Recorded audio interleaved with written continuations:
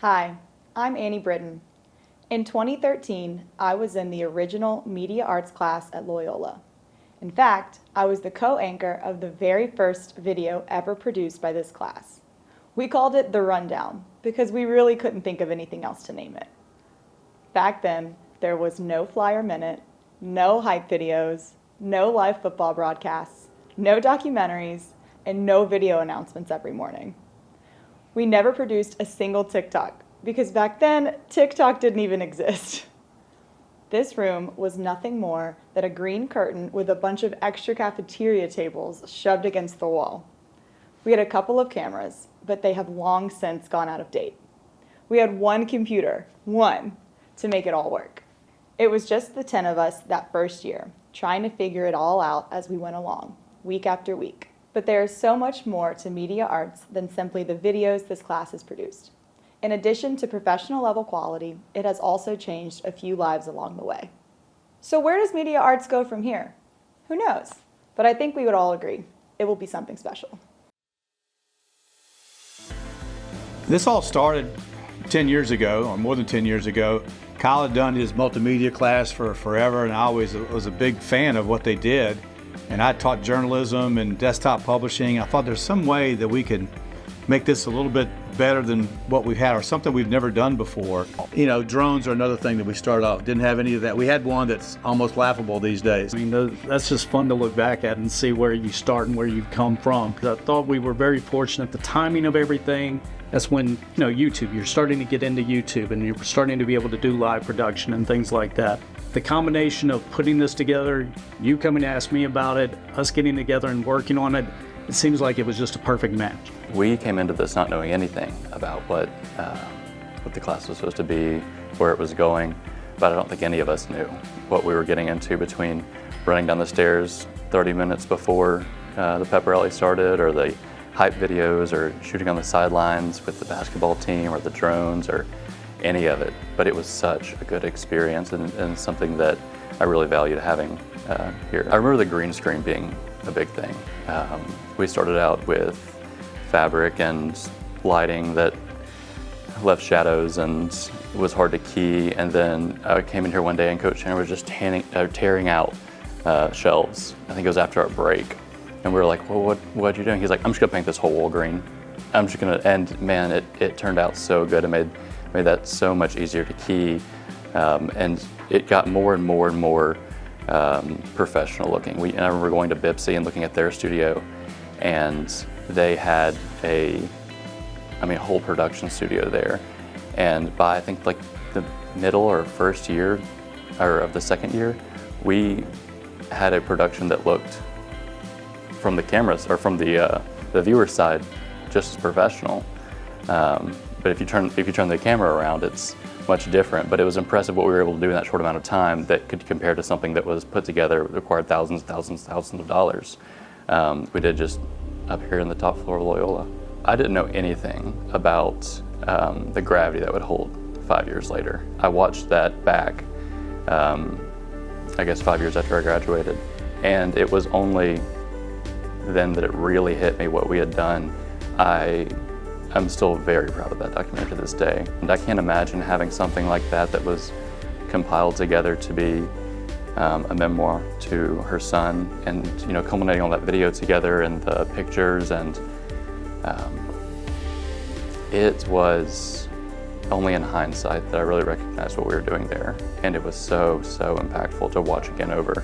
One of the things that I remember the most was the hype videos. That was kind of my niche and what I was into and what everybody really liked to see from me. I didn't expect it to be as big of a thing as it got to be, especially like even now looking back at the YouTube videos and how many views they have and all those things. It's kind of crazy. But I just remember seeing it and being like, maybe this is what I'm supposed to be doing, just seeing the reactions from people.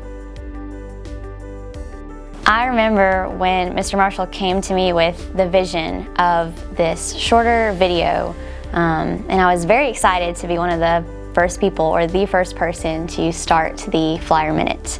I remember we filmed it out in the parking lots and we were talking about the new parking situation at Loyola.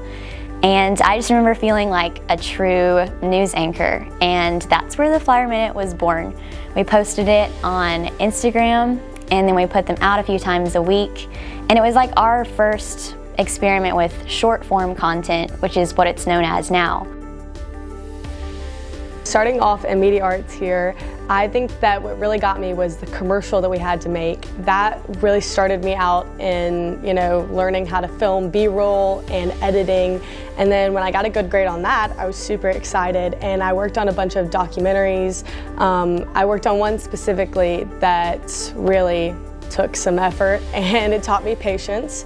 It taught me how to edit, and I loved doing my rundown segments. I think that the rundown segments really, expanded my, broad of being on camera, editing, and also doing the B-roll, and then interviewing people and being able to ask questions. I just remember the countless hours I would spend upholding this classroom, working on videos, projects, segments, things like that, and it really taught me how to push through and kind of persevere even when something wasn't perfect, and just to really keep going. We were always striving for perfection. Nothing was ever good enough. We always could find ways that we could edit and change and grow our capabilities in and out of the classroom. Whenever I edit things, whether my boss has a different opinion for me, I'm able to take that constructive criticism and put it into my work and make it better, because when I was in Loyola Media Arts, Mr. Marshall and Coach Tanner both gave me a lot of constructive criticism, and whether that was something I really wanted to hear or not, I was able to use it, and it always made my video better.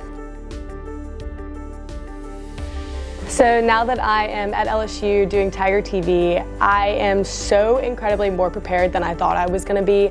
I came in knowing how to edit with Adobe Premiere, which saved me a ton of time, because if I didn't know that from here, then I really don't know what I would do. It's helped me out so much knowing how to interview people and how to just have a one-on-one conversation and kind of, talk to them more than it just being an interview.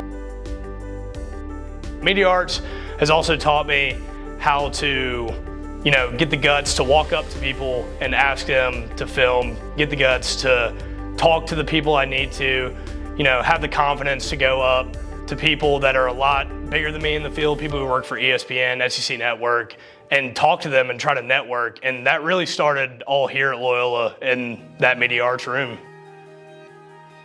I came into college as a freshman already knowing how to be on camera and already knowing how to edit through Adobe because of media arts, and most people my age are not like that. So whenever people of higher up in the Office of Public Affairs come and meet me at Mississippi State, they're shocked to learn that I'm a sophomore, and they're shocked to learn that I pretty much do all my editing and all my filming myself, because it is good and it's all good because of media arts.